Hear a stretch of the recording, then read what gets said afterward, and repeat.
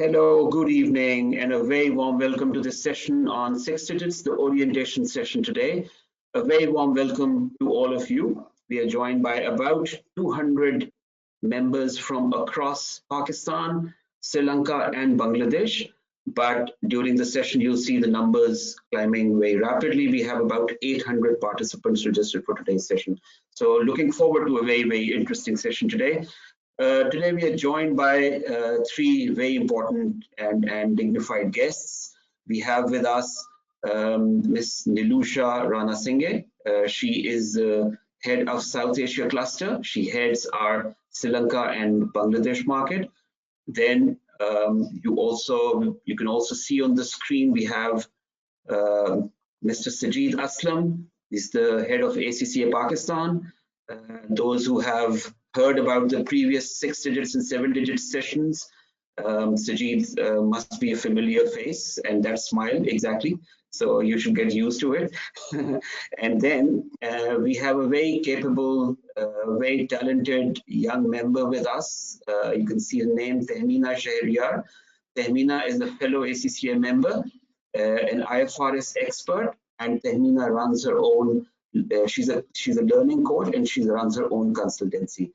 Tehmina, by the way, is a direct beneficiary of the two sessions that we run in the past, the 6-digit session and the 7-digit session after that. So Tehmina is going to join us and share with us the experiences from those sessions and advise all of you on what would be the best way to reap the maximum benefit out of this session. Just remember one thing. This is going to be an extensive 100 hours of interaction, 100 hours of meeting every evening and discussing and thrashing out content and literally very, very engaging and exciting conversations. But remember, if you just sit back and hear, you're only going to benefit by about 30 to 40%, not more. And in fact, research says if you're only listening, it's only 27%. If you're contributing, you're participating, that is what will make it a very, very rich experience, not just for you, but your contribution. Others will also benefit from that contribution. So it's all about engaging, it's all about discussing, it's all about sharing your opinion, your point of view. And that is what Tehmina is going to share with you today. Let's make a beginning. I can very quickly tell you how to engage today in today's session. What do you see on the screen? If you people have already used GoToWebinar, you should be familiar with the environment. Those who have not used GoToWebinar in the past, I'll very quickly tell you, what to do. If you look at your screens, there should be an orange arrow pointing inward or outward on the screen, on the right hand of the screen mostly. This is your GoToWebinar menu. And in this menu, you will have options such as chat, such as handouts, such as questions, etc. So, all the interaction that you're going to have is going to be through the questions dialog box. So if there is anything that you want to ask, you can ask it through the questions dialog box. If you feel that you need to ask an audio question, which means you want your audio to be activated right now, the microphones of all the participants, other than the panelists, are muted and you're unable to unmute them. But if you want to make a point, and if it is very relevant, and if, let's say, the panelists are allowing questions to be asked by the audience, I will ask you at that point to raise your hands, and we can then very quickly switch to the audience and open up the mics of individuals who would want to put in a verbal question. So that's the decorum. That's the way we are going to interact. I hope all of you are going to find this 1.5 hour very knowledgeable, very interesting, which is going to tell you a lot about what ACCA is doing with respect to developing the careers of its future members and members. What do you need to do looking at the future? You are all mostly Generation Z. and therefore you carry certain characteristics and traits that Nilusha is going to talk about. So with that initial scene setting and prologue, I will hand over to Mr. Sajid Aslam, who's going to take us through a bit of activity, who's going to deliver the welcome remarks also. Sajid, over to you. Thank you, Harun, and welcome everybody. I just want, from a hygiene factor perspective, just let us know if you can't hear us. Right? Can you do that? If you can't hear us, do let us know. Thank you. Just before we start, I think the important part is that what we are trying to expect from that. And there's a question I can see in a question bank. Please use the question window there. There's a question what we will get out of this once it's ends. So definitely, if we talk about the physical, tangible stuff, so there will be a one certificate you will be getting. But it's not about that certificate. It's about the journey and the learning we are going to do. But most importantly, whether you're going to love yourself after going through that 100 hours, and that's an important element. And just a quick question for everybody: do you love yourself? Do you really like the way you are? Okay, Umar said yes, I do. Yes. So I can see a lot of yes. Indeed, obviously, yes, definitely, it's good. No, there's so much to improve. So yeah, there's always an option. But do you love yourself the way you are? Let me put it that way. So they're almost absolutely, there are self-doubts as well. Oh, great, I love the way I am. So if you love yourself, the first thing I would ask you to do, you have to really hug yourself like this. Hug yourself. Harun, you have to really help us there, and Tamina and Nilusha as well. So you have to really put your arms around you, hug yourself, and you have to really, really say loud, I love myself. Give yourself a hug and say, I love myself. I love myself. Yeah. I love me. I love myself. Of me. Can you do that? Myself. Great. Yeah. I love myself. Yeah, I bet.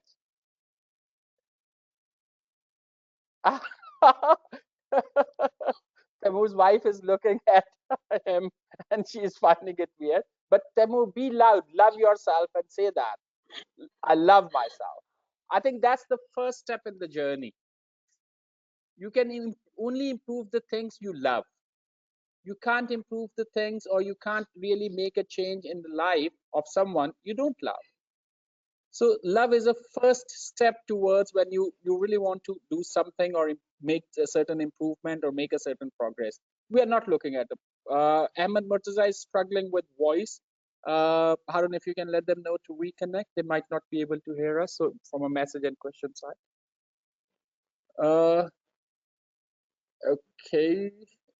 Sorry, what I'm saying, I'll take care of that. Don't worry. Yeah, please look at the question side so you will take care of that. So the first step is that you have to love yourself if you want to make a progress. And we are not looking at perfection, and the perfection is a myth right now. So perfection is something which can't be improved, and anything which can't be improved, that's already dead. That's extinct. So just look at that, how we are going to make progress. So the first thing, every morning when you wake up, the first thing you have to do, and the married couples might find it more difficult, you have to hug yourself and say you love yourself. So that's create a different kind of energy when you start a day by loving yourself and announcing it that you love yourself. A lot of time we want to do something, we believe in something, but when we start saying it loud, it starts making a different kind of impact and create a different kind of energy. So this 6-digit project and the program is specifically designed for the people who love themselves and they want to make a certain change in their life. So another quick question before I hand over back to Harun, and use that question one, we will be picking up on that. What you really want out of this program, why you have joined that, and be specific. Don't give me that answer that you want to improve, you want to really learn new things. Go very specific. What is your objective to do that? I give you certain examples. Some people might come, I want to improve my salary from X level to Y level. Some people might come back, they want to buy a car. Some people might come here for a networking. So be a little specific. Right? So that will help us to really see why you are here. So not only the learning, but how you want to deploy that learning and what the end goal you want to really seek from this learning, right? So let's start. I'll give you 1 minute. Start putting in a question tab. Not more salary, be specific. Unless until we are specific, we are not going to get anywhere. So it's great to become CEO or CFO. That's one of a specific target. Achieve a 6-digit earning, great. Creative and add value to myself, but redefine that. I think it's important that we don't really stay vague. We go very specific. Like there's a very interesting comment that I want to groom myself. Be specific that what you want to groom yourself for, like coaching skills, leadership skills. So what you are looking for. It's very difficult to be specific. Can you see that? If you can see those questions and if you see what you are writing. So confidence, yes. Work towards finding a C-level job in a 5 years time. So it's great, but we can be more specific in which country, what kind of company, and why you want to become a C-level executive. What's motivation behind it?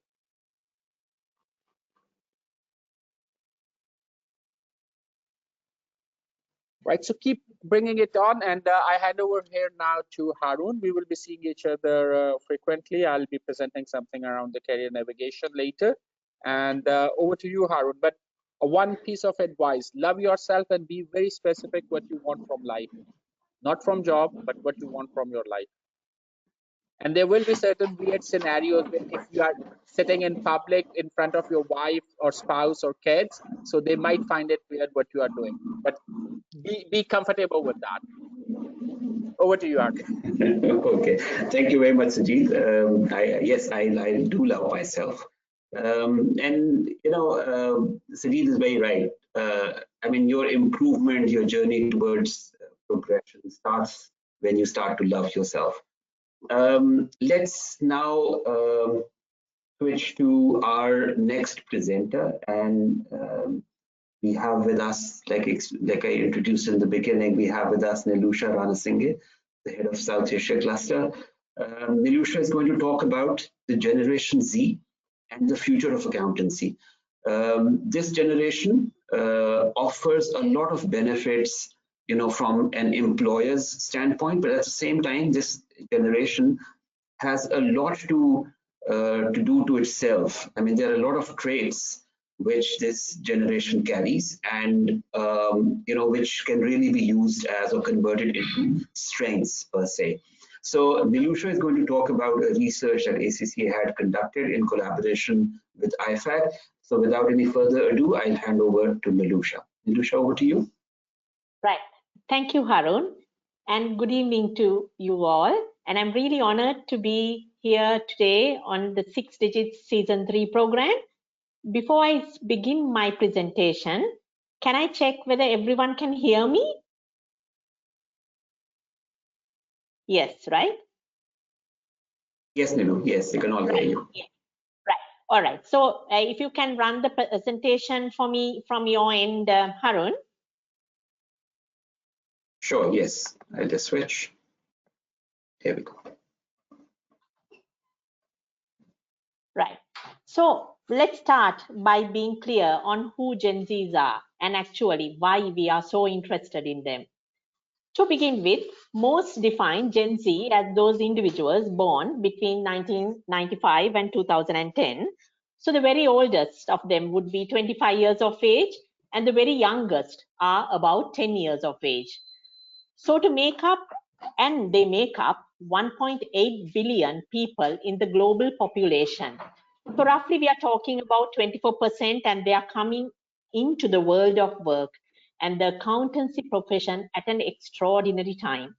They will definitely shape the future of work, I think possibly more than any other generation before them. And that is a consequence of timing, technology, and social changes, which I think are rapidly changing the workplace today. So if we move on to the next slide, which deals with the decade of opportunity, and then fast forward to today, take a step back. And what a time to be either starting your career or perhaps thinking about entering the work world. With COVID-19, which really has been a great unintended work experiment, with working from home in particular for many, it feels more like a great pause than a great reset at the moment. You'll tend to agree with me. So there are many uncertain things that very simply about young people entering the world of work for the first time and not yet having been into the office. So it's an odd way to start your career, isn't it? So if we move to the next slide, please. But let's not forget that every challenge will bring us and will create opportunities too. So it is important to think that these opportunities for the profession, and because it leads us directly to the attractiveness of the accounting and finance profession and the opportunities given to young people coming into the profession. So if we move to the next slide, Harun. Yeah. So give me a second. Yeah. So if we move to the next slide, talk about how quickly the Gen Zs will like to move. We must never underestimate that the Gen Zs are an ambitious lot. Close to 60% expect their next move to be within 2 years. So we have been talking about the lattice career path for some time now, where horizontal moves across organizations sometimes offer better opportunities, as we know. But the Gen Zs are not happy with that. The Gen Zs are actually looking at more upward movement and also upward movements which are quick as well. So, and if we add, so once again, to reiterate in the next slide, Gen Z is the most globally peer connected generation that is used to connect with people and information by a press of a button or a voice command. So very different to the previous generations. So as we mentioned at the outset of it, ACCA has come up with the Gen Z and the future of accountancy, the report, which is on the slide deck right now. And what ACCA wanted to do was understand employer perception of Gen Z who are in the workplace already. And what was remarkable that I think from all of those conversations were broadly that the consistency of the insights irrespective of geographical location and culture, in particularly so that there are some broad thematics that I just wanted to talk through briefly. So the report explores the aspirations of the Gen Zs as they enter the workplace in the context of a rapidly transforming world of work. So if I summarize the findings of the survey, clearly, if we briefly touch on the findings, which is there on this slide, for Gen Zs, it is actually personal, with worries on job security and well-being being the highest. And Gen Zs prize, they love organizations that provide them with opportunity to acquire skills and to work, and they want that work-life balance, the well-being agenda. Gen Zs are ambitious group. Those already in employment want progression fast, and many expect to have career portfolios as well. So the digital natives see amongst Gen Zs tech opportunities, but worry about their own jobs as well. So Gen Zs express doubt on the role of business.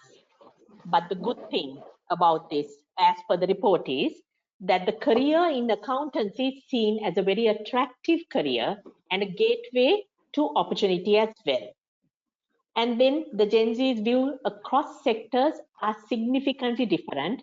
Analyzing our data by sector, it is apparent that there are marked differences in views expressed by Gen Z's working in different sectors.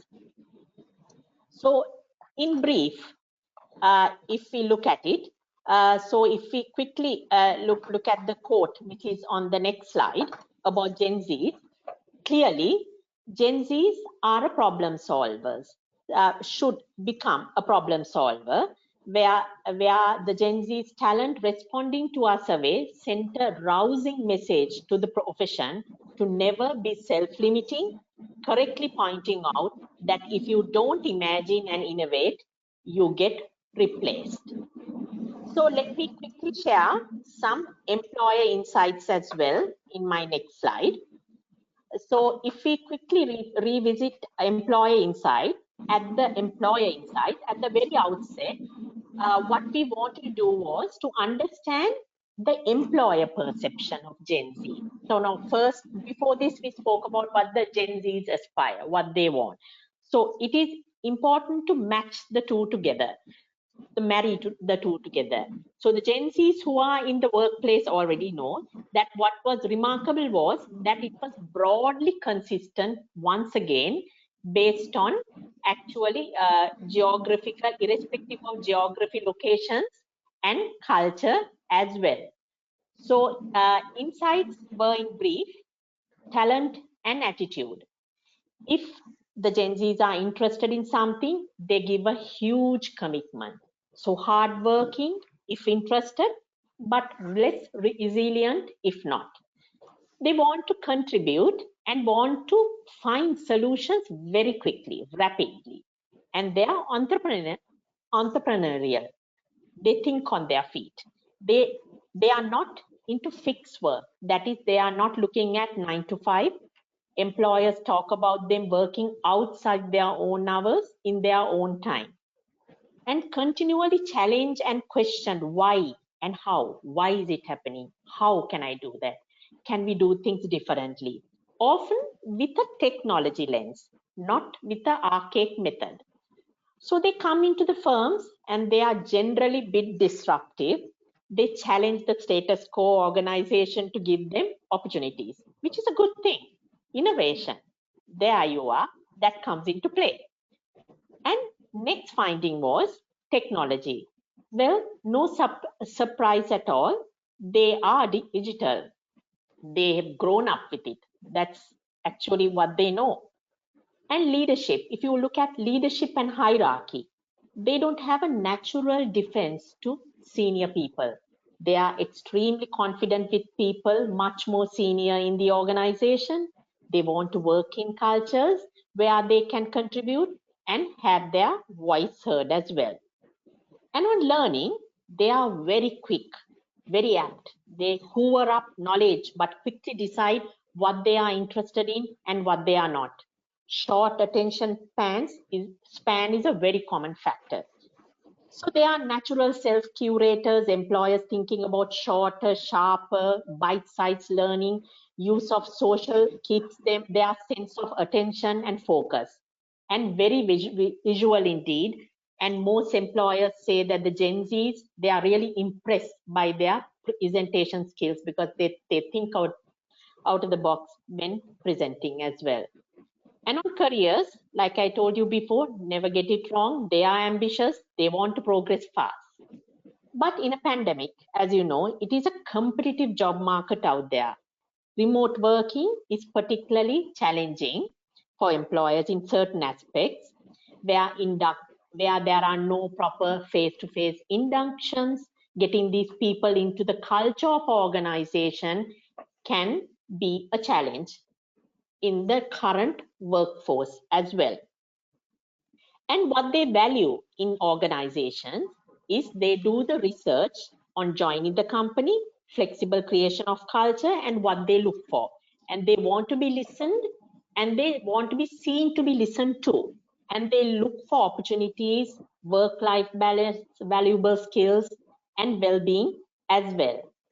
So if we move to the final slide, in a summary, the Gen Zs are attracted to the profession with a long-term eye for the career, possibilities it can afford, the opportunities to acquire a professional qualification that provides a breadth of skills, and the portability of the finance roles internationally and across industries.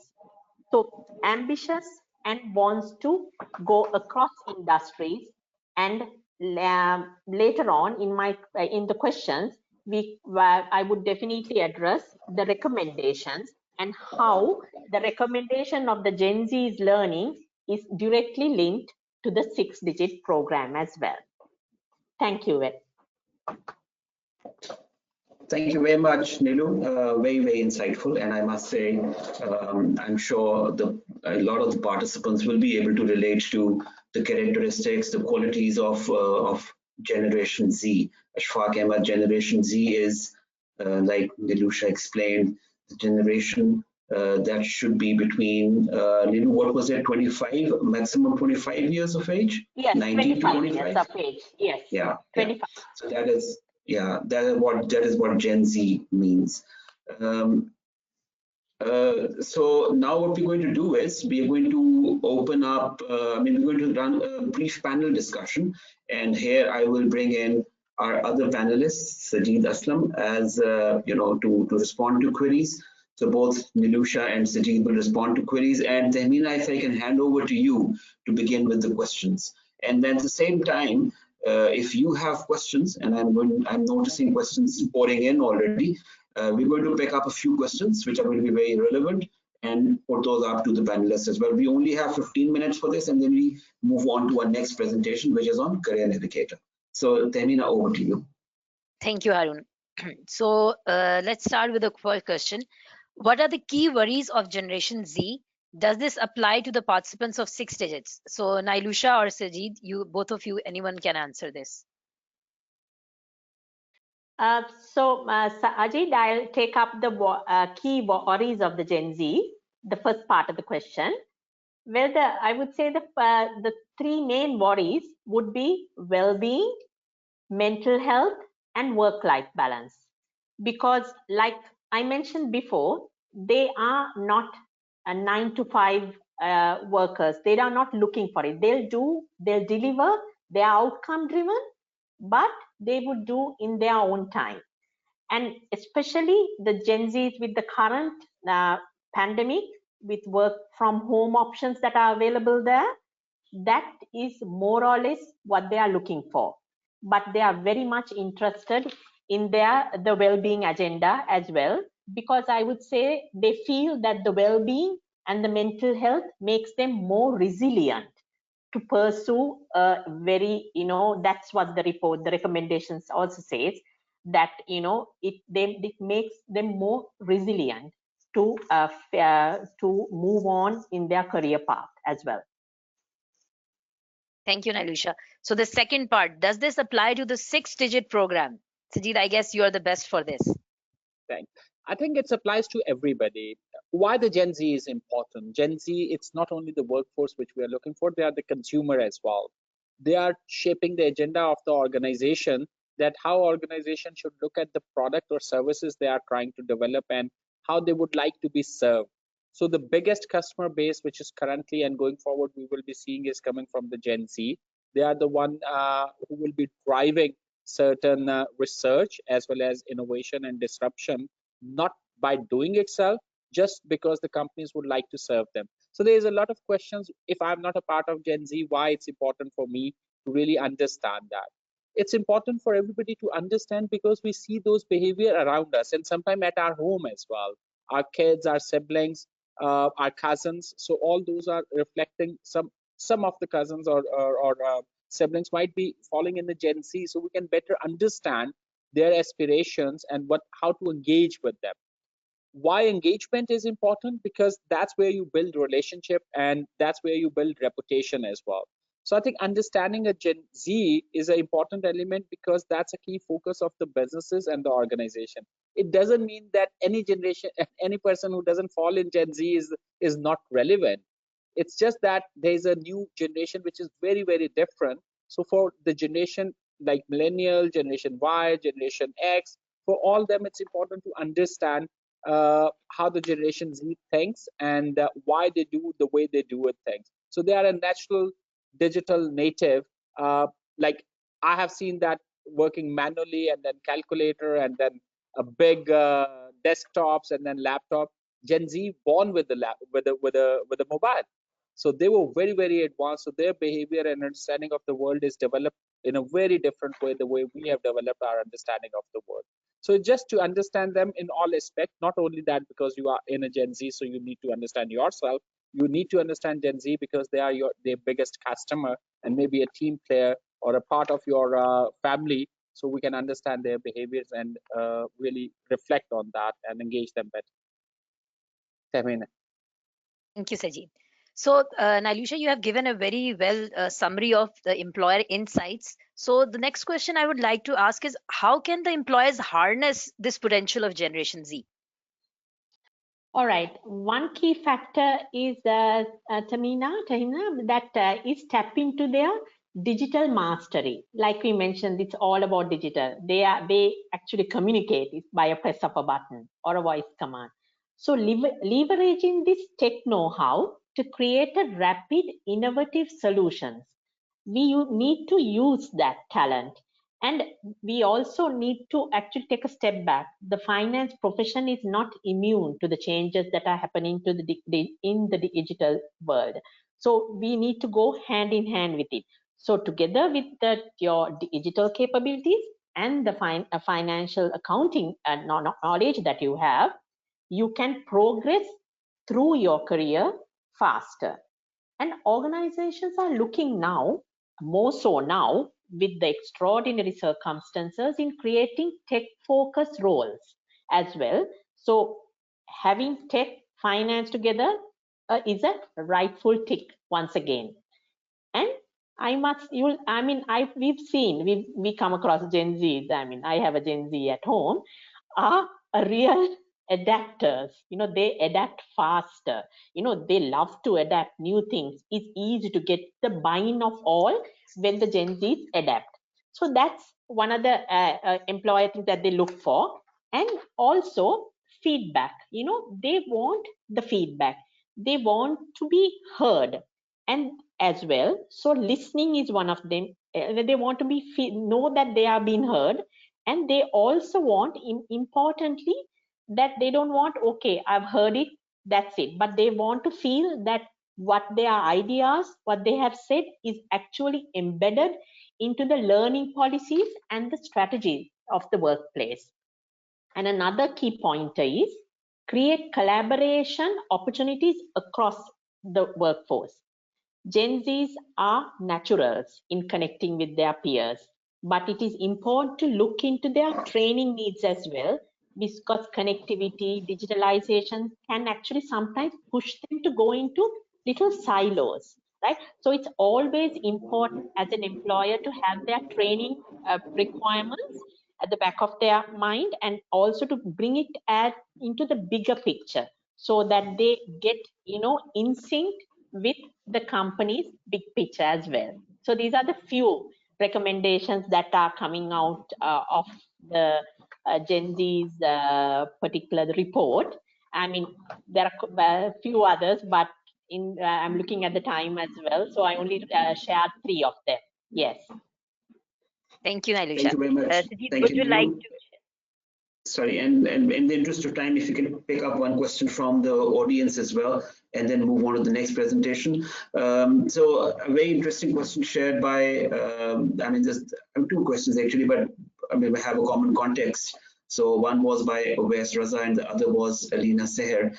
So Alina writes that, does the employer really understand the ambitious nature of Generation Z? Because oftentimes the seniors don't really feel the need for addressing these characteristics or qualities that the Generation Z has. And Uwais then relates to the fact and says that Gen Z, they switch jobs very quickly. They are ready to switch jobs. Whereas, the companies advise that, this job hopping or switching is not encouraged. What could employers do in this case? Like we're talking about harnessing the potential. So, Sajid, the first question from you, and then the question about employers to Nilusha to answer. Sorry, Harun, the first question is related with what? The seniors not realizing the need to pay attention to the special needs of Gen Z. Okay, so I think the first thing, I have seen some question and that might be creating confusion. Being a Gen Z is not a privilege and not a bad thing either. So it's just the understanding of one generation versus other. And there is a similar reports available for Gen Y, Gen X. So if you look at the generation philosophy and the research, you can pick up those ones. So there's a very good research available. You can Google that one. Some are available on ACCA, some are available outside ACCA, but it's important. It's all about the self-awareness and the question which Harun picked up, that what the senior need to do. I think the one role ACCA is trying to play is to really work with the board members, because if you look at the organization, especially large organization, the board members may be coming as a baby boomer or a generation X, then the management is coming from generation Y and the workforce coming from generation Z. So the policies which are being made at a board level may be very different and may not be accounting for the generation which is actually working on ground, which is the new workforce, which is all around the Gen Z.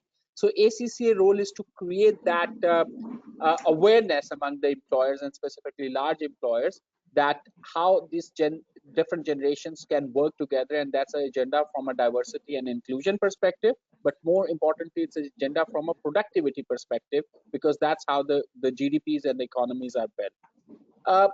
What we can do as an individual while we are dealing with somebody who's unable to understand,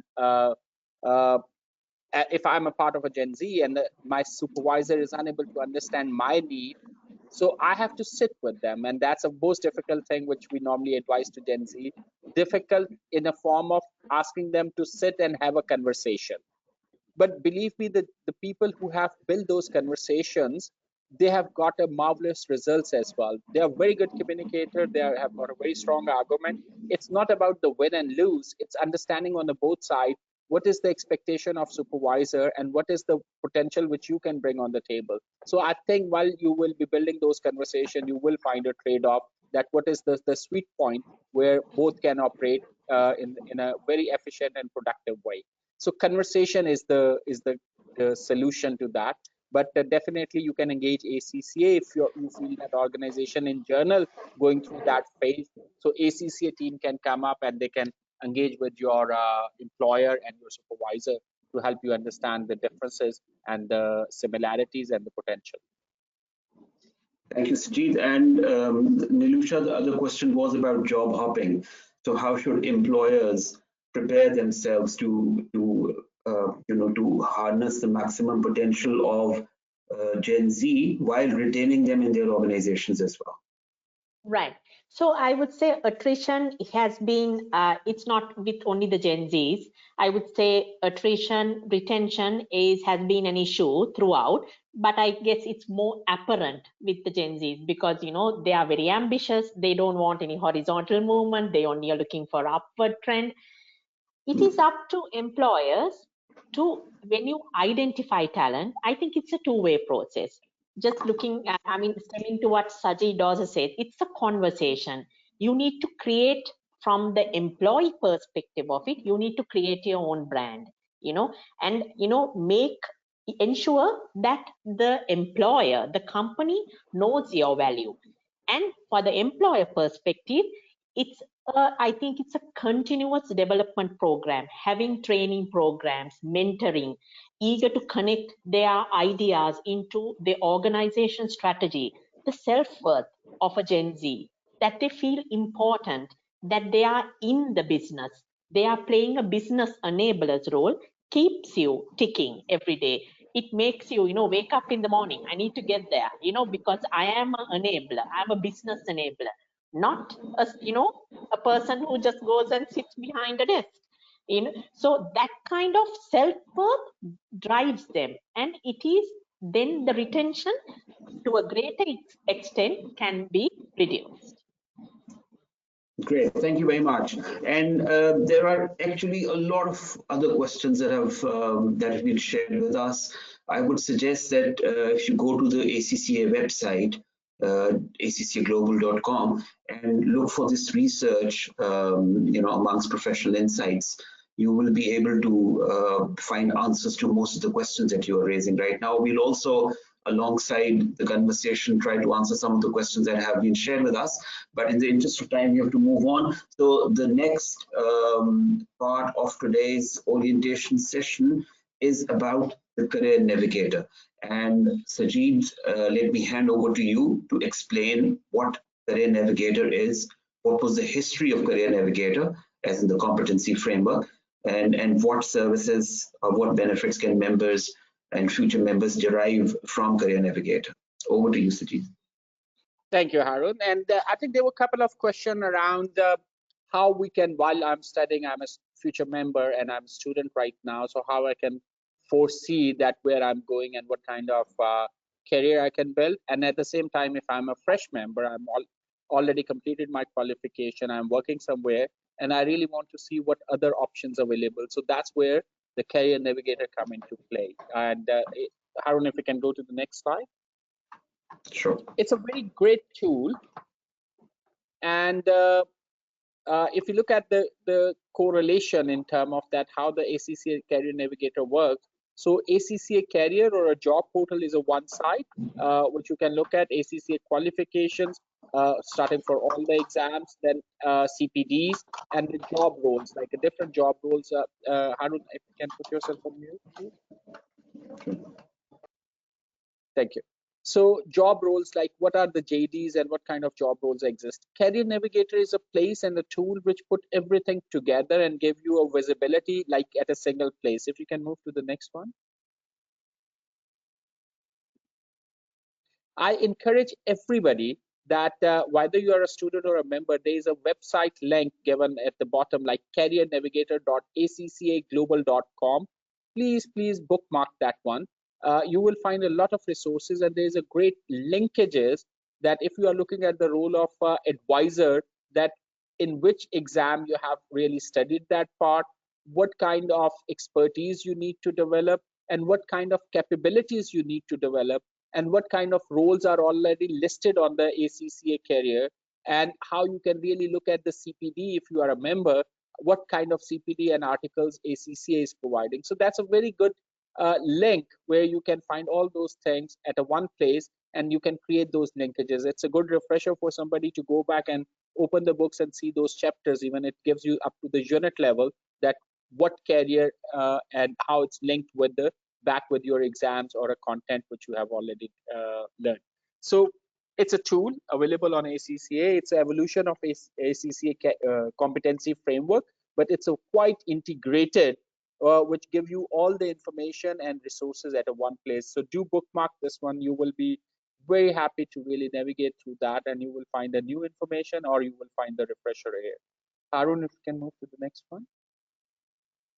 So if you look at that, why this Career Navigator, why we are talking about the change? So there are 5 key areas which are driving those change, and with the 25 different agendas, which has been identified, which is driving the overall change. So if you broadly look at the categories, so it's an economy and how the economic models are being built now, the environment itself, whether we talk about the climate emergency, whether we talk about the diversity, whether we talk about taxation reforms, how the things are changing, the society, the leadership style, again, inclusivity we were talking about earlier, technology itself, and the workforce. Again, that's why the Gen Z reference is a very important reference, because if we're looking at the overall driver of the change for the businesses, the workforce itself, and significantly coming from the Gen Z, is going to drive those changes. So there are 25 different drivers. I will refer that back to the certain research which is available. So we will look at that research as well later.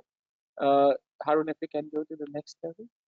So these 5 driver for change, which we just saw on the previous slide, that's required to really build a certain core capabilities. And that's an important element, that what are those core capabilities which will help us to really embrace this change and really excel during the time which is coming ahead. So collaboration is one of a key core capability now. Insight, really looking at that, what you are seeing and what does it mean for the business and how you can translate into a value, that's an insight. And that's again a core capability. The drive, your personal motivation, what drives you, how you really want to contribute, how you want to add value, knowing yourself and knowing people around you.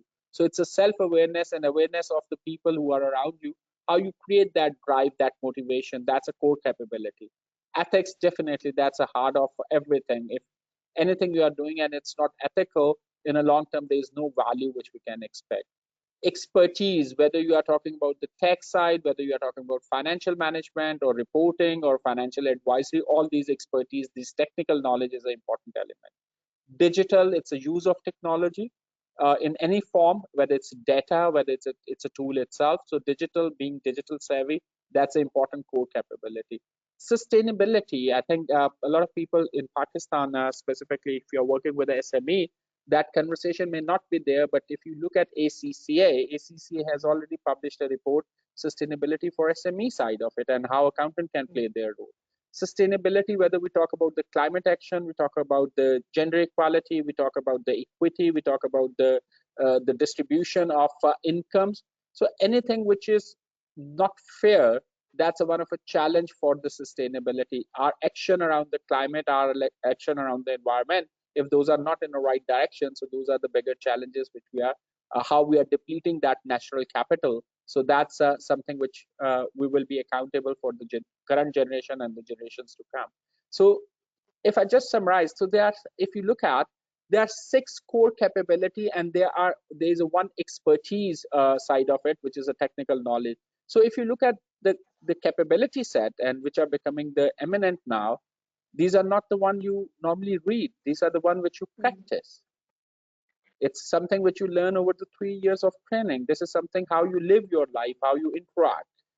So I think these are the important element, and really going below the definition and looking at the examples, that will be helpful. If you again navigate that careernavigator.accglobal.com, you will find more examples and more tools how you can really demonstrate that you are practicing collaboration and you are really demonstrating the capability of insight. Next, Harun, please. So if we look at the career opportunities for the future, so these are now, previously it was, if you look at the previous research, there were 5 zones, and now it's being reduced to 4. They are basically consolidated some of the stuff. So transformation drivers, so your role as a transformer, so you are leading the organization towards change, whether it's a technology, whether it's a sustainability, or whether the way of working, or whether the way you engage with each other. So any transformation is something which we will be driving. So there's a one career zone, and we will, if you look at the website, you will find more examples there. So transformation driver, that's one of a career zone, how you will be doing your value addition during your job role. And it can be categorized as whether you are creating a value, you are protecting a value, or you are reporting a value. So these are the typically 3 roles which we see from a finance perspective. Then you have got an enterprise analyst, the people who are working with data, the people who are working with the information, the people who are really helping the decision side of it. So whether your board want to make a decision of $1 billion investment, then people will be looking for an enterprise analyst who can provide the information and the probability in which direction this entire decision making should be setting. Assurance advocate, when we talk about the audit, we talk about that building the confidence. When we talk about public trust, so that means you are in a career zone of an assurance provider. And then it's come to the stakeholder reporters. That's been the people who are reporting on the different value, whether it's integrated reporting, whether it's a financial accounting, whether it's a management accounting. So these are the roles or the career zones you may be looking at. It's more around understanding and capturing the information and then reporting back in a meaningful way, which can help the user to see that insight which you are trying to provide. So if you look at the career zones, so that help you to really categorize, and that's one of a question I'll ask you, and I really appreciate if you can really put that in the question tab, whether you are in under your current role, where you really stand significantly. Either you are a transformation driver, you are an enterprise analyst, you are an assurance provider, you are a stakeholder reporter, or you are a blend of career zone 4 and 1. So that would be another possibility where you might be doing a couple of different, wearing different hats. Next slide, please. So if we look at the area of expertise, when we were talking about capabilities out of the 7, one is called the area of expertise. That's been advisory and consultancy, audit and assurance, which is definitely a part of the assurance provider, digital, financial and business reporting. Financial management is more like an investment management. So your role as an enterprise analyst might be falling there. The performance management is a management accounting side of it. Anybody working on a costing side. The risk management, again, overall, how you really look at the enterprise level risk management. So it can fall under the transformation, or it can fall under the enterprise analyst, depend what exactly you are doing at what stage you are in. Sustainability, I think it's an overarching expertise right now. Whatever you are doing, really understanding that how sustainable it is in the long term, whether we are talking about depleting the natural resources, or we are talking about the social behavior, or we are looking at the governance structure. So all those things significantly fall under the sustainability. Taxation is a very special skill, and it may vary from country to country, but there is still a concept of cross-border taxation, global taxation, the principle of taxation, which more or less remain the same. So taxation is again one of our expertise. So if you look at the capabilities, so there are 6 capabilities, and under the expertise, there are 9 expertise which ACCA has categorized. Next slide, please. So if you look at the career zones, just to give you an example, that it's not only there's a word called career zone and there's a word called transformation driver. There are the certain roles and the definition of the roles that's also available. So if you look at the transformation drivers, we are looking at advisor, educator, entrepreneur, global business services professional, technology and the data leader, CFO and C-suite. So all these might be falling under a certain transformation driver.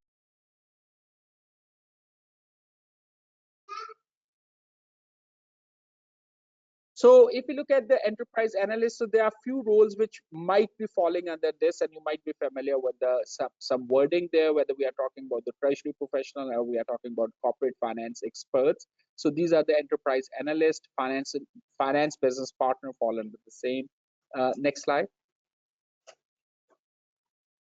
And similarly, the stakeholder reporting, that's quite as it comes out as a as a name as well. So anything you are reporting to either the tax department, to investors, from a corporate reporting perspective, public sector performance reporting, I think all these fall under this. And then assurance side is the internal auditor, ESG, we were talking about from a sustainability perspective, public sector auditors, internal auditors, and the risk manager. These are the people who are providing a certain assurance to the stakeholders that things are going in a right direction and their opinion matter. So just if you can go to the last part. So overall career navigator, what it actually contains. So it contains the core capability, which is required for a sustainable business and required for a finance professional. There are 3 levels to it. There's a proficient level, there's expert level, and there's a leader level. Proficient level means that you are at an early stage expert, you have attained a certain, you have made a certain progress, and the leader means that you are considered as an expert within the domain there. So there are capabilities, and then within the capabilities you attain a different career level. So let's say you might be great in terms of taxation and you are great in collaboration, but right now you are sitting at a proficient level because you are a very fresh student or you are under your student journey. But somebody who's a fellow member is expected to be a leader for that. So if you have chosen, let's say, corporate reporting side as for your career, then your technical expertise, your insights, your collaboration capabilities, that should be outstanding. So it's depend that where you are in terms of journey and how aware you are and how you are making an effort to make a progress from proficient to expert to leadership. So this would be the one of a journey in your career level, regardless which career zone you are and what capabilities you are drawing on an everyday basis. Next.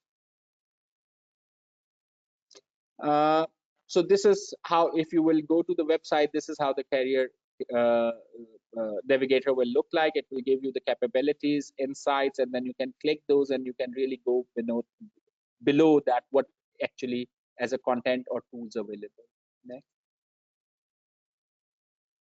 So these are the different examples when we are looking at that persona, from a persona perspective, how you should be looking at if you are student and affiliate. So it gives you that what are your goals, what are your key frustration, what are the key messages you should be carrying, and what the messages ACCA is giving you. So I think these are the areas which you can also navigate through that career navigator. Next, please. Similarly, there's a separate stakeholder, which is member. Member have got their own goals. Member have got their own side of frustration, and what are the key things which ACCA is providing them and how you can leverage that. So if you can move further. So just to summarize it, Career Navigator is one of a tool which you can access at careernavigator.accaglobal.com. This ACCA tool help you to really navigate through the future and really understand where you are on the different capabilities, what career zone you are in, what is required if you want to move from one career zone to other, what are the tools and resources available to develop a certain capability, what are the linkages between exams and the career and the job role, what kind of JDs already advertised on ACCA job portal. So that's quite a comprehensive tool or space to look for when you want to navigate. And the navigate has got the same meaning that there are too many options and you are selecting the right option or appropriate option for yourself. And ACCA Career Navigator is one of the best tool you can use to navigate your own career within the ACCA with the ACCA qualification. So that's all from my side. Open for questions, and I'm sure we will be discussing a lot of capabilities during our 6-digit sessions going forward, and we will be helping to deploy those resources, and we will be bringing people who can help you to really develop those capabilities or enhance your capabilities. Over to you, Harun. Thank you very much, Sajid. Again, very interesting, very useful, share of information from Sajid. This Career Navigator is the backbone, let me say, of our 6 digits program. All the capabilities, the skill set that has been listed out, the 3 different levels, proficient to leader. I mean, the 6 digits program, it encompasses all these capabilities and skills, and therefore brings you up to speed with with all these capabilities and qualities. So I noticed that some of the people asking questions around what is LMS, what is CPD, and I can imagine that these must be future members who are asking these questions. So CPD would be the continuing professional development, which is a requirement for all ACCA members around the world. In fact, a requirement for all professional accountants around the world, set forth by the International Federation of Accountants. So every year, each member has to complete 40 units of learning, and that should then reflect on the work that they are doing in their workplace. So that is how ACCA members are supposed to or required to keep themselves up to date. And LMS, like Sajid explained, is the portal where all your your learning programs, your LMS stands for Learning Management System, all the trainings that ACCA and its CPD providers have made available, they're all available there. So you can search for specific training in a specific domain. You can search for a certain level. You can look for face-to-face trainings or webinars or webcasts or podcasts. So these are all different types of trainings available through LMS. And LMS, this portal, is accessible through the My ACCA accounts that you have. Okay, so very quickly, let's move on to questions. And once again, for a panel discussion, I'll once again ask Nilusha and Sajid to be the panelists and answer questions. And Temina, handing over to you to ask the questions. In the meanwhile, I look at the questions submitted by the participants, and towards the end, we'll also pick up these questions for a response from the panelists. Temina, over to you. Thank you, Arun. Thank you. So as Harun has explained and Sajid has also explained, that the ACCA Career Navigator is actually a digital tool that identifies the core skills accountant. So please, Sajid, help us out here, that how can we seek direction from this tool? I think the biggest thing which I normally always suggest is the self-awareness, and the self-awareness comes from the gaps when you do the gap analysis. And for the gap analysis, you need a certain benchmark. So Career Navigator help you to really see the JD and the capabilities which are required to do certain roles.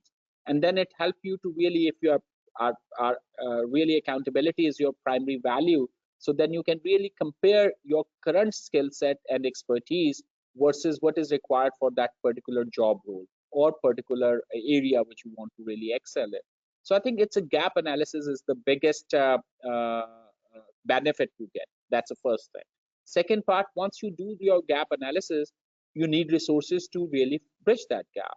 So those resources are also available at the same time on the career navigator, and you can start using those resources to bridge that. But it helps you to really do the self-evaluation and then become more aware of it, do the gap analysis, and then use the resources to bridge the gap. So all those things are collectively available at a one place, and that's the benefit and beauty of the career. Thank you, Sajid. Very well explained. So I'm going to ask another question, Nailusha or Sajid, anyone can answer that.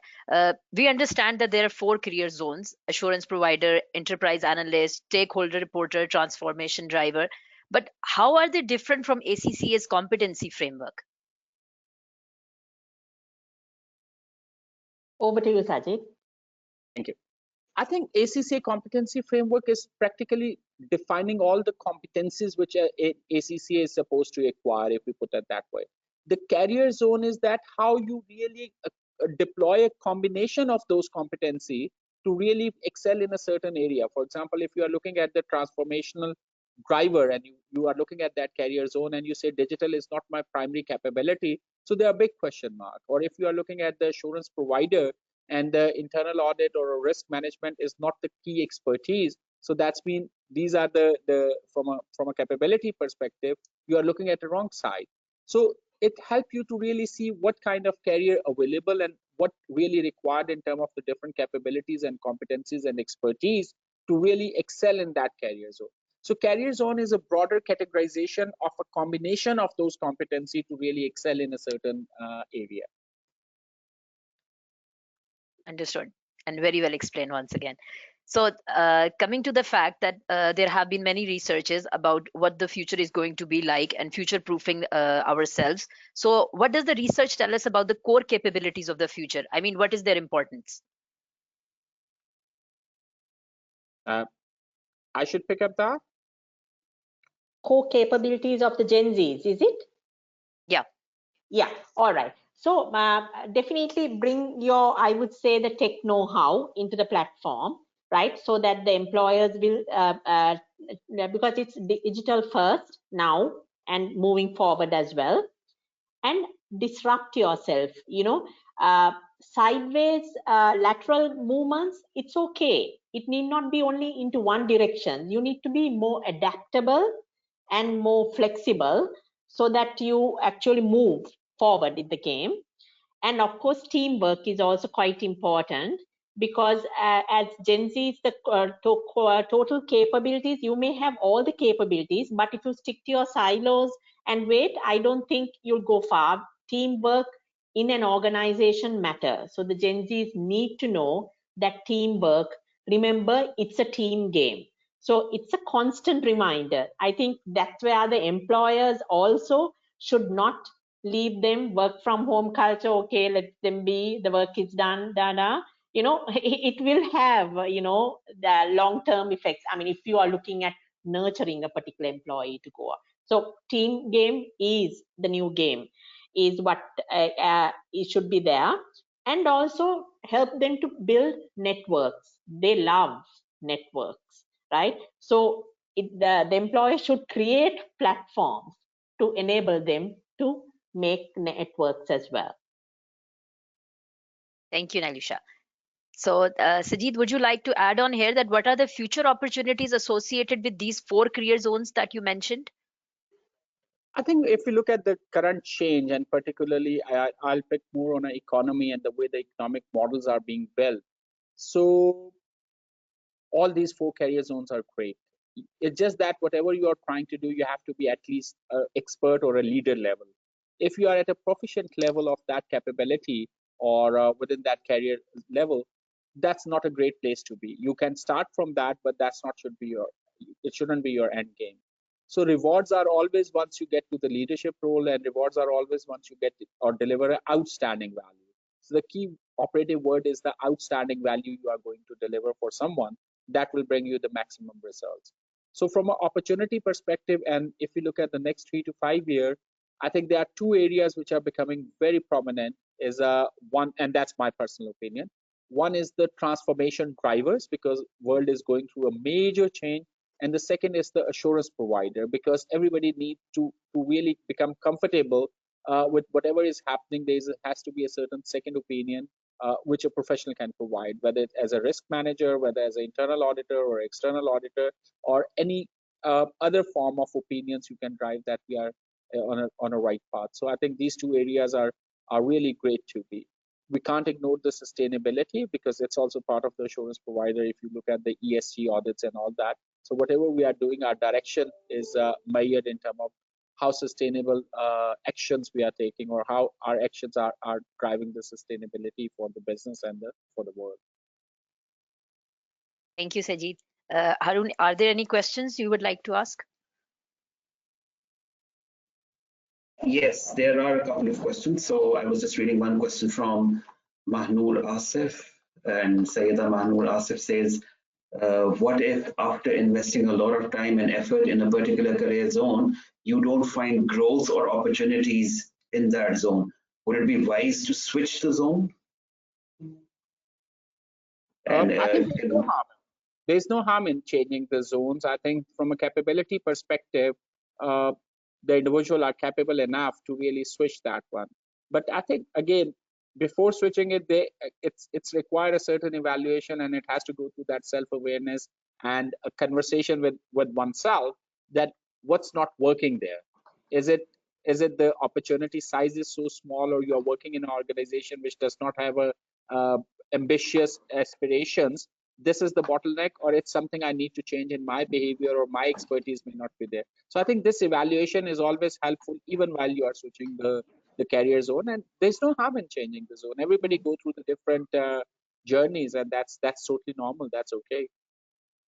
yeah, but don't you think, Sajid, that it's still advisable to make a conscious decision right at the beginning, and look at your capability set and your interests, and then decide which career zone do you want to get into? Because of course, once you've gotten into it, it's actually backtracking a bit and then going into another one. I think, if again, there could be different opinions. So if I look at the growth mindset, I'll try and start with, I make a very conscious decision as a student, and I love that to be on a assurance provider. When I get in there, I don't find it as exciting as I was assuming. So should I continue in that, or should I explore something further? There would be both opinions. I should excel in that and I should stick there, or there could be other opinion. Why not? Let's learn something new and explore something new. So I think it's depend on the behavior side of it, but there is no right and wrong thing. You can switch careers. It's still within the finance. It's still within the businesses, and that's totally fine. It's just that how you deliver values. The greater word is that whatever you do, can you deliver an outstanding value, not the good value, because that's you are always expected to do. Or just to give you a reward philosophy, if you do good, you get average or below average rewards, because you are hired to do the good job. The story starts at outstanding level. Great, thank you very much, and thank you, Sajid, and thank you, Tehmina and Ilusha. So far we've learned about Gen Z. We've learned about how employers should harness the potential of this generation, and we've also learned about how can Gen Z make themselves attractive. What should they do to remain channeled, focused, and at the same time, we have seen what ACCA is projecting to happen in the world of finance, what new roles are coming, what other tools ACCA is providing its future members and members to channel this progression of our members and our future members. So moving on to Tehmina now, and Tehmina is going to share her experience of the 6 Digits program with all of us. What was it like? And she's going to give some useful advice to all of you. So Tehmina, over to you. Thank you, Arun. So I would like to help you understand the specifics of 6 Digit program first of all. Well, 6 Digit program season 3 is going to be a series of rigorous training and transformative sessions. Believe me, it's going to be a very, very energetic series of sessions that is going to require a lot of effort from you. Why? Well, think about it here. You have a prestigious qualification, ACCA, and you have got experience. Then what is it that's stopping you from achieving that 6-digit goal? Well, let me quote Aristotle here. Harun, to the quote of Aristotle. Next slide.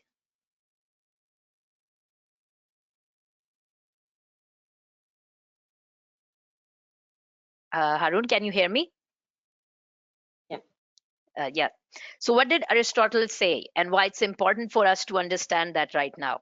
Well, he said, where the needs of the world and your talent meets, there lies your vocation. Well, it was said thousands and thousands of years ago, but it quite stands well for us today. Well, I would say, where the talent and the needs of the world meet, there lies your success. Yes, so your success is all about matching your talent with the needs of the world. So let me highlight a few more things here. Here you need to know that, as we have discussed in this session quite many times now, that you are the future. Gen Z is the future. Gen Y is the future. So now, to be successful, you only need to figure out how and where do you fit into this future. I strongly believe that the difference between the successful and the unsuccessful, as asserted by Sajid and Harun and Nailusha, is only how you are going to be the problem solver, how uniquely you can solve the problems. And when I say this, believe me, our corporations and businesses need more than ever a problem solver. Well, people around the globe are taking expensive training sessions to become future proof. And those who have figured this out, don't you think those are the ones who are succeeding? Well, let me tell you, ACC understands that this whole thing needs to be figured out because it's a process. And let me assure you here that this process requires lots of time and conversations along with trainings. Therefore, now coming to the 6-digit program, this program will help you become as specific as possible so that you are the obvious choice not just now, but also in the future. I must inform you that these series of training sessions are going to transform you. And why I can assure you this? Well, that is because I went through this similar transformation. Yeah, believe me, I was a participant of 6-digit program first, and then I graduated to 7-digit program in less than a year. Yeah, less than a year. Well, my colleagues often tell me that what magic was it? And what is my answer to that is that this is not magic. It's just pure hard work. Yeah, believe me, what you need to offer is your commitment. I would say your commitment to success. Come to these sessions with a mindset that allows you to mold it. If your mind can be molded by these sessions, then believe me, there you go. You will be transformed. These sessions are going to provide you with insights on, we can say, what can you offer? What can you offer? You are going to realize in these sessions that I realized that how your strengths can be used and polished during these sessions. And it's up to you when you where you fit into the future. And when we say where do you fit in this future, well, how relevant are you to the future? You might be relevant to the future, but it's possible that you don't know how do you fit into this future. So these sessions are going to help you there. And the third point, how can you create abundance of success and happiness for yourself? Yes, and I mean by that, create. You are capable of creating abundance of success and happiness for yourself. And you just have to realize that. And thanks to this 6-digit session, I can assure you, you are going to realize that.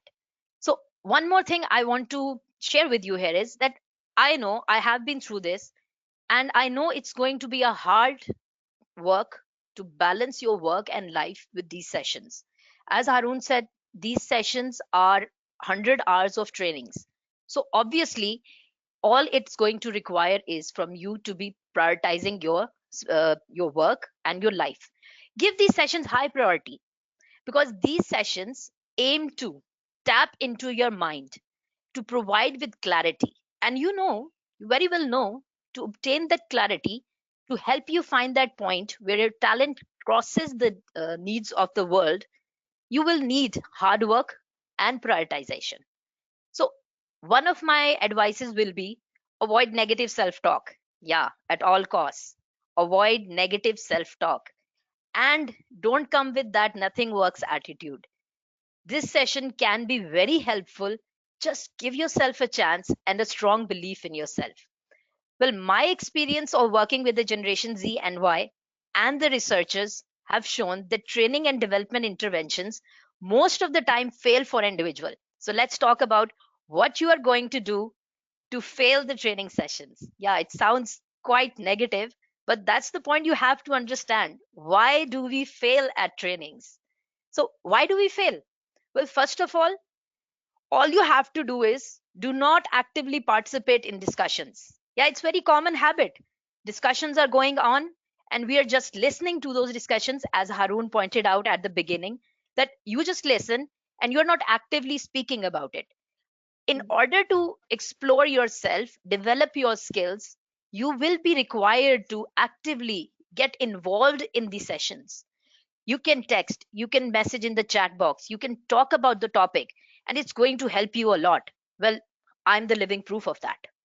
So, the second thing that makes such interventions fail for you is stress over things you consider that are missing. Yeah, I know that because I have been through those training sessions. Well, we often stress over the fact that a key element of learning outcome is missing in this session. So there's no point listening to this session. It's not going to work. So see, that's the negative self talk coming again, and that's going to ruin your training development. And now the third thing is we get we get intimidated by the participants of the sessions. So let yourself feel intimidated by the improvements in others. And that's simple. You're not going to learn anything. So what you have to do is avoid this at all costs. Do not get intimidated by the capabilities of others. You have your own capabilities, and that's why you are here, to understand those capabilities, to polish them. So in order to gain maximum benefit, let me tell you, you shouldn't be focusing to get the certificate at the end. I should have kept that certificate with me right now. I should accept it. It's very amazing and it makes you really, really happy at the end when you get that certificate in your hands. But believe me, this session shouldn't be about getting that certificate. And it's an amazing thing. I accept. But still, more amazing is the training you're going to get from here. So in order to gain maximum benefit from these sessions, I have pointed out from my experience some points. Let me explain those to you. How to gain maximum benefit? Well, first of all, as I said, participate. From participation, I mean engage, completely engage in the discussions, talk about your opinions, share your beliefs, talk about things that are stopping you. And Sajid and Harun are very, very keen to know about you. These sessions, I remember Sajid told me, are going to be very candid, and they were. So, second thing that you will be required to do is voice yourself. It is very important for these sessions to help you understand your strengths to work upon. And that is only possible if you don't hold back. And the third thing is keep up with the tasks. Yeah, we are all very laid back on this. We don't keep up with the tasks. The tasks are going to help you develop skills. Yeah, they are very important. You might think that a certain skill is not required by you, or you already have that skill. So there is no point in doing the tasks. And that's how you are going to fail to develop. The whole program, as mentioned in all of this orientation session, it's all aligned with the ACCA competency framework that ensures you become future proof. So it's working towards future proofing you. All you have to do is just keep up with the tasks. And fourth and most important element is work on networking. Yes, you are going to learn in this program the importance of networking. So let me highlight this once again. Do not hesitate from networking. Do not hesitate from making new contacts. This is your network. We are a fraternity, and it's time, I guess, that we act like one. So this is from my side, and I would like to hand it over to Harun. Thank you very much. Thank you so very much, Tehmina. I think this was fabulous. This was a good reflection of what you've learned from these sessions, but at the same time, good guidance for our members, for our participants who are going to now join in. So let me very quickly share some details of the 6 Digits program with you. I'm very cautious of time. We have about 10 minutes left, and we have to take some questions from you as well. So let me very quickly jump into it. So these are some of the some pictures from the 6 Digit programs that have happened in the past. So this was our pilot program. Fortunately, at that time, COVID had not struck, and therefore you can see face-to-face participation. You can see group discussions taking place. You can look at the environment. You can look at the keenness. Sajid, you can see is still there, and I think did a fantastic job. The important thing is that we are in contact with all the participants of the pilot program, and we're noticing their progression, and we're very happy to see that most of them have made a mark. This is from these images are from the from 6 Digit season 2, and we had around 1,200 participants who signed up. Unfortunately, this was the time when we had COVID outbreak. So therefore, the complete content was delivered online. It was a huge challenge. It was not easy. It was not easy to generate the same kind of engagement, the same the same interaction, the same experience as in the case of a face-to-face session. But I'm glad that there's so many people who, Tehmina actually participated in the season 2, and it was, I think, it was seamless. We really felt as if we're really sitting face to face and doing those conversations, and people really used to look forward to the session in the evening, 6 to 8, and that's how the feeling was. And if you can see in this particular image, you can see we've shared the questions people were throwing in, the comments people were throwing in when Sajid was, speaking. So this is exactly how we would want you people to engage as well. Share your comments, share your thoughts. If you have any questions,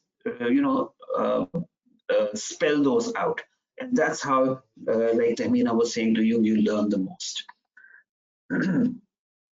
Now, like I said to you, we are noticing the success of our previous programs.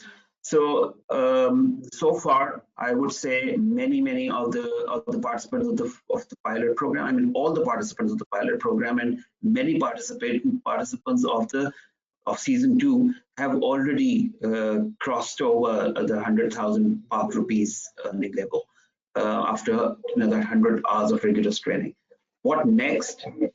We're still attempting to make 6 Digits scalable. That's one attempt that we've made this time. We've invited members and future members from Sri Lanka and Bangladesh to join us.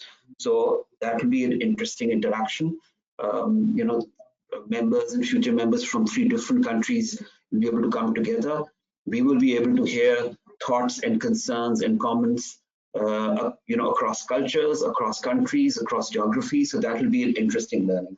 And that is what ACCA, when we say it's a global passport for you, that is what it actually means. It makes you interact, it makes you develop your network across boundaries. Rigor, public speaking, presenting, self-gap analysis, using ACCA Career Navigator, these are the core skills that we're going to actively work on. So don't shy off. You will not be able to learn swimming unless you dive in, right? So be prepared for that. Okay, I'll share a bit of insight with you when I discuss the contents. So you should know what you're expecting, but that is what you should be geared up for or prepared for. Some statistics, on the season 3, this current season that we are running. There were a total of 1,890 participants, huge number. We have selected 1,300 out of those. So we're trying to give an opportunity to as many as possible. There are going to be members, affiliates, and students. However, we are going to group them separately. Members are going to be grouped separately, and students and affiliates are going to be grouped separately. I'll tell you how it will go. Like we're saying, 100 hours of content delivery, 3 countries. There's going to be a lot of group work and team activities. And in the future slide, I'm going to explain to you how is that all that is going to happen. And towards the end, there is going to be graduation ceremony when your certificates are going to be sent to you. Sajid has explained Career Navigator. I mean, that, as I said, is the backbone of the 6 Digits program. All of you know how to go to the Career Navigator, try to explore it, try to explore the different job roles, the levels, and find out, you know, what capabilities await for you, and what skill set are available for you through the Career Navigator. Sajid also talked about career zones, and you know, Sajid explained that previously there were 5 career zones. We're talking about 4 career zones now, and there has been, so just goes to show how quickly ACCA is, you know, compiling, composing. I mean, there's all this information through researches of what's going to happen in the future and sharing with its members and its future members. You must, you know, benefit from it. So be prepared, learn about these career zones, you know, learn about how, you know, which one would you fall in, what job roles are sitting in those career zones, and how can you progress further. This is a very, you know, quickly an image of what capabilities has the ACCA qualification already developed in you, right? So, you know, and to be able to succeed in different career zones, these are the capabilities that have already been delivered. We will brush upon some of these capabilities, but more than that, we will be talking about some other interesting, you know, topics or areas of development that you will find important for your growth. Now here we go. We're talking about the contents here, and I'll just take 5 minutes of this. To begin with, we're going to talk about self-assessment. What do you believe in? I mean, what is your own belief in your own self? Question formation, right? Are you asking the right questions? Are you asking yourself the right question? Or if there comes an opportunity for you to ask a question or pitch a question, are you able to do that? Are you aware of the global trends, right? Are you able to deliver content on the basis of those global trends, or you know, start a conversation, initiate a conversation on the basis of this information? You're able to build focus and also goal setting for yourself.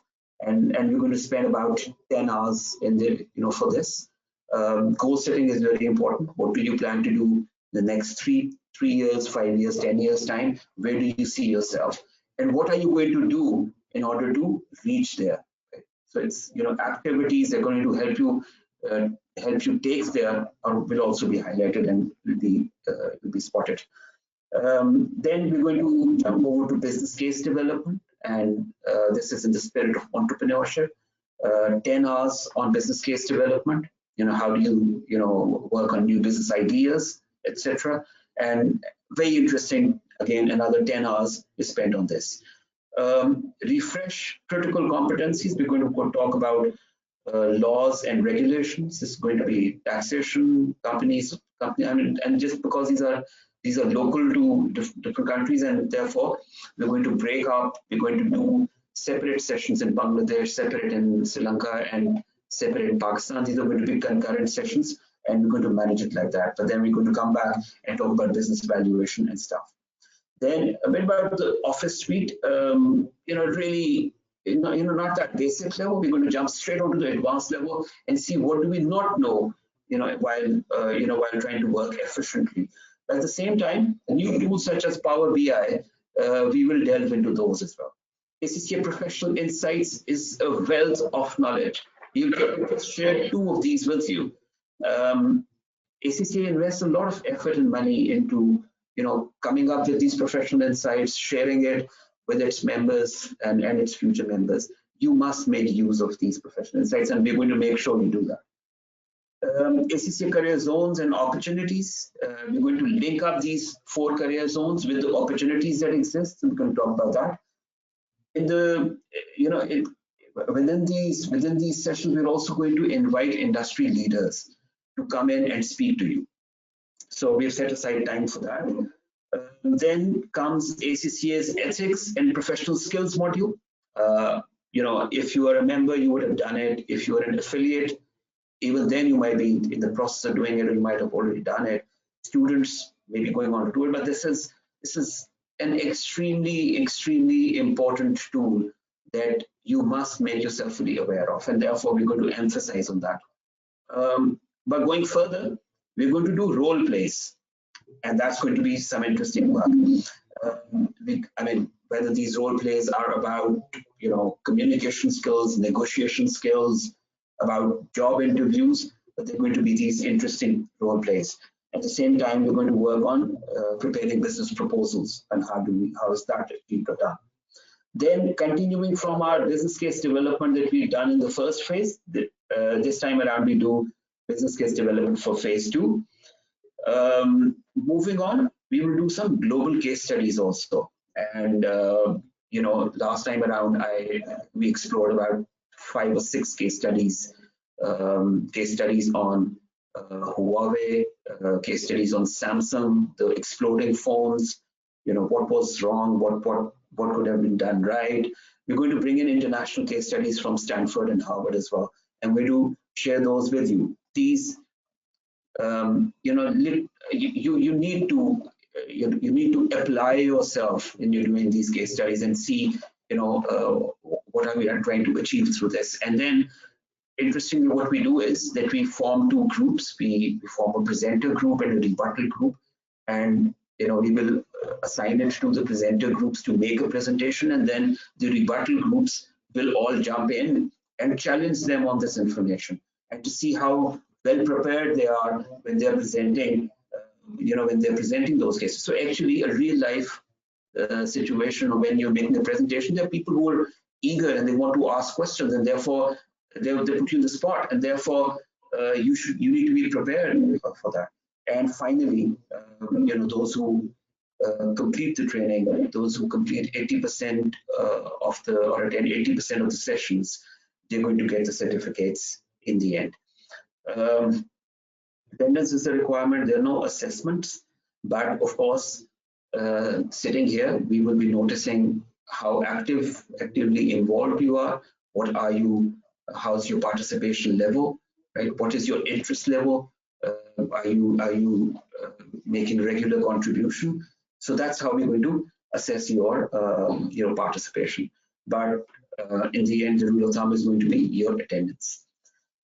Some more details. These are operational details. So for members, the sessions are going to be Monday, Wednesday, and Friday.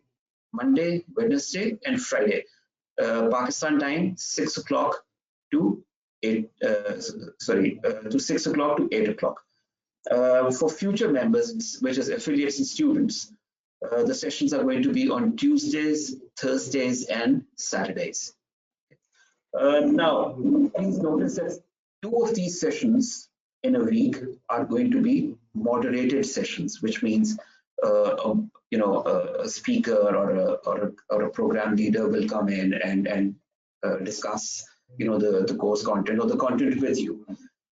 The third session, which is for members Friday and for future members on Saturday, these are going to be unmoderated sessions, which means you're going to decide upon a leader from yourself, from one of the participants, and that leader is going to run that session, right? Of course, you will be given a task, you will be told what to do and what to complete in these sessions. It's going to be guided, right? But in the end, we're going to test you on your leadership capabilities. Okay.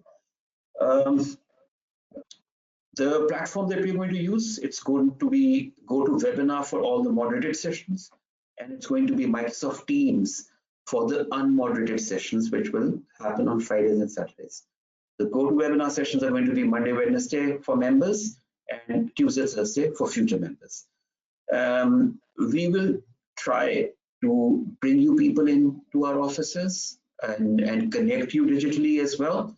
So it gives you some face-to-face exposure, depending upon the circumstances, depending upon the spread of COVID, depending upon the SOPs announced by the government. So we'll be very, very careful, but we will try to give you that visibility as well. And at least you know, the sessions in which we invite leaders from outside, we will try to bring them in and give you a face-to-face exposure.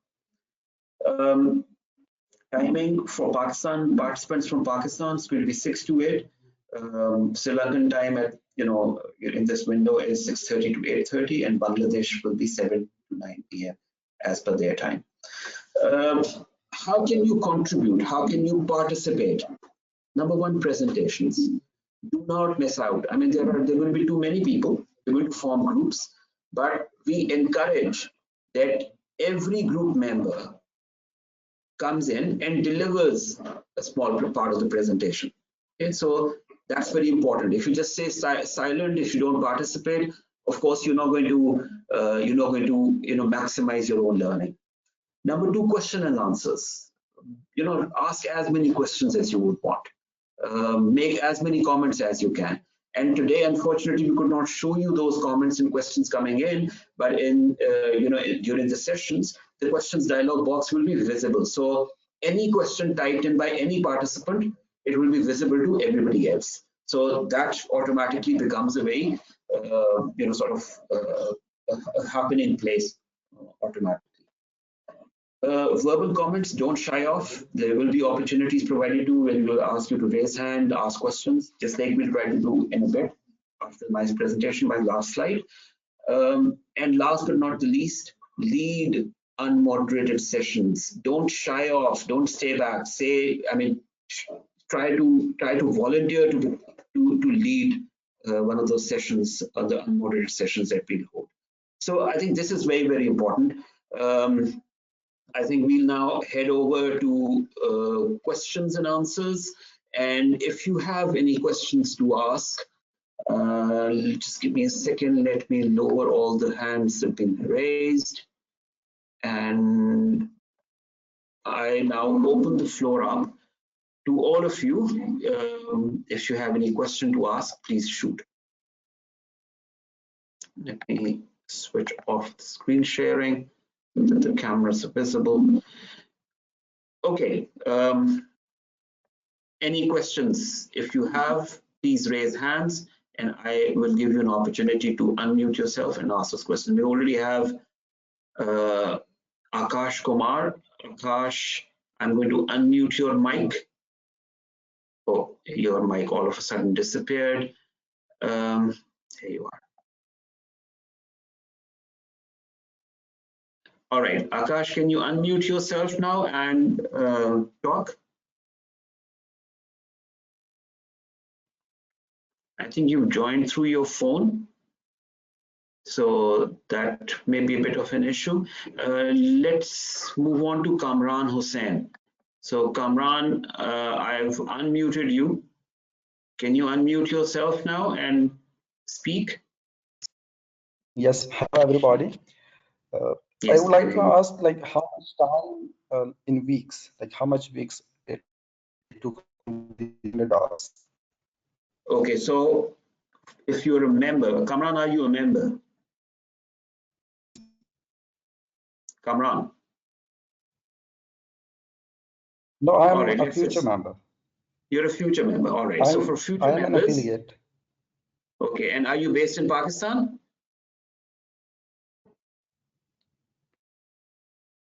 Yes, I'm in Faisalabad city. All right, great. So Kamran, for future members, the sessions are going to be Tuesdays, 6 o'clock to 8 o'clock in the evening, Thursday, 6 to 8 in the evening, and Saturday, 6 to 8 in the evening. Okay. The sessions on Tuesdays and Thursdays will be moderated sessions, and the session on Saturday, 6 to 8, is going to be an unmoderated session. Okay. I'm putting you back on mute. Sorry, you were saying something? Yes, I would like, if we miss any session, like for example, if Saturdays or weekend, then how we can like get that stuff? Weekend, if we are working on weekends, you can work on weekends as well. I mean, let's not make that an excuse. If it is a weekend, try to take time out of your family time and spend about 2 hours. normally I work on the Saturday, like after my office, 5, I leave the office and then I travel. And it's the same time, 6 to 8. All right. Like I said, try to. I mean, this could be this could be an issue, specific to you. Try to organize. Try to overcome these little issues yourself. However, these sessions are mobile phone capable as well. So Microsoft Teams is mobile capable. So you can, even if you're traveling, you can, participate through Microsoft Teams on your phone, on your cell phone. Okay, let's move on to some other participants. Thank you very much. Let's move to Taimur Ghazanfar Sayed. Taimur, I'm going to unmute you. You can unmute yourself now and ask a question. Okay, so I just wanted to ask if I want to volunteer for these unmoderated session, then what would be the process to go for that? And as if we want to lead those sessions, then what would be expected of us? Like, are we supposed to give a lecture? Are we supposed to arrange discussions? What exactly will we be doing? Okay, so for the unmoderated session, we normally assign a task. So for example, a case study will be handed over. You're going to go back, discuss that case study within the group, right? And for a leader, you're going to moderate that session, which means you're going to make sure that everyone gets a chance to talk or to contribute. Okay, you're going to make important decisions, but of course take consent from the entire group which is present. So your contribution as a leader is going to be to manage that activity. Okay, and then this in itself is quite a bit of learning. What if somebody gets up and challenges you on, let's say, on a decision that you've proposed? How do you deal with that situation? So these are real life situations. This happens in the workplace as well, but this is going to be a part of your learning as well. Okay, let's move on to our next participant, Ariful Islam. Arif, I'm going to unmute you. I'm sorry, here. You can unmute yourself and ask your question. Hi everyone, good evening. This is Arif from Bangladesh. Hi, Arif. I'm ACCA member. Okay, good to I'm the have you. finance manager of the British Council. So maybe I'm a bit senior group here, but really loved the program, so joined in. So basically, I'm asking this question because of CPD. I'm also a member of CPA Canada, so I assume I would still be able to use this CPD over there. So I think this will benefit me in CPD claim in both membership. But what I would like to know is basically, obviously, this program will probably end to some point next year, probably in March or April, as I just assume it could be even later. But how can I basically claim hours during this year when the certificate will be given in the next year? Okay. So if the certificate is given to you in the next year and some part of that was delivered in this year, of course you can claim it's like that part. accrual and deferral, isn't it? Exactly, true. Yeah, so you can claim the part that you've completed in this year in 2020 and the next part in 2021 and the next part in 20. Okay. So after getting the certificate, then I will be able to use that. Precisely. Hours, yes. Right? Yes. Precisely. Okay. Thank you so much. Yeah, looking forward to see you from next week then. Thank you. Looking forward. Bye. Looking forward. Thank you. And one last question after which we disperse. Let me give that chance to Uzair Siddiqui. Uzair, I've unmuted your mic. Uzair Siddiqui. Hello. Yes, Uzair, we can hear you now. Hello, Harun. Hope you're doing great. I would like to ask one question.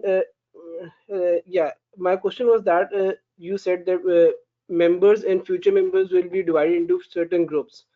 And then you said that the members will be conducting moderated sessions. So the task which will be assigned will be that session will be totally based upon those groups, or it will be available to all of the people which are attending this program.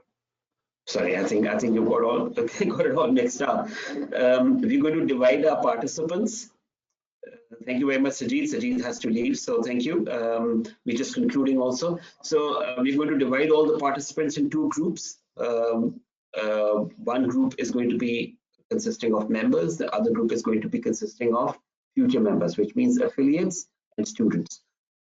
Members are going to be in the sessions on Mondays, Wednesdays, and Fridays, 6 o'clock to 8 o'clock Pakistan time, 2 hours. So tell me if you're a member. Are you a member? Yes, I am a member. I just want I just want to ask that. I'm just coming to that. I'm just coming to that. Let me explain.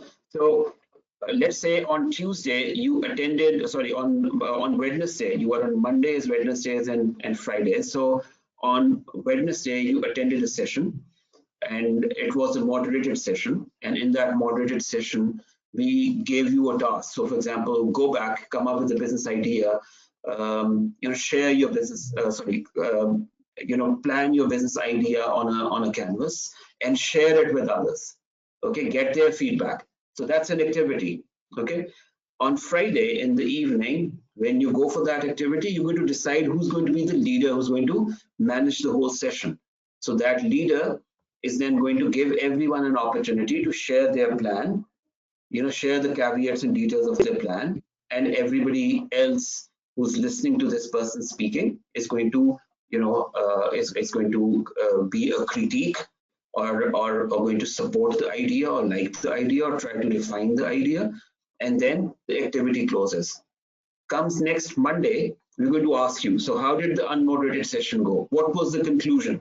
Okay, will anyone from the session on Saturday will want to come forward and present to the wider group on what the business idea was? This is just an example. Okay, so that's how it's going to be done. Okay. But don't worry too much. Don't worry too much. Once you get into it, you'll automatically learn what how it. Okay, fine. Yeah. Thank you very much. Thank you very much. Thank you. Thank you very much. So bringing this conversation to an end, let me share with you. I mean, you have to be very, very connected through emails. We will communicate with you through emails about the sessions. Our sessions are going to start from Monday, which is the 29th of November, 2021. So we're going to start from Monday, but before that, I will do the groups. I will share the links for joining the sessions on Monday. On Monday, only the members will come in and attend. For the future members, their first session is going to be on Tuesday. Okay, so thank you very much. Remain connected with us through emails. If you're facing any, if you have any questions in mind, you can send us an email and we'll try to respond to it as soon as possible. But see you all on, the members on Monday and all the future members on Tuesday. Thank you so very much. Thank you, Nilusha, for your participation. Thank you, Tehmina, for your taking time out as well. Very valuable contribution, very valuable thoughts from all of you. Really, really enjoyed. I'm sure all of you must have enjoyed it as well. Thank you so very much and take good care of yourself.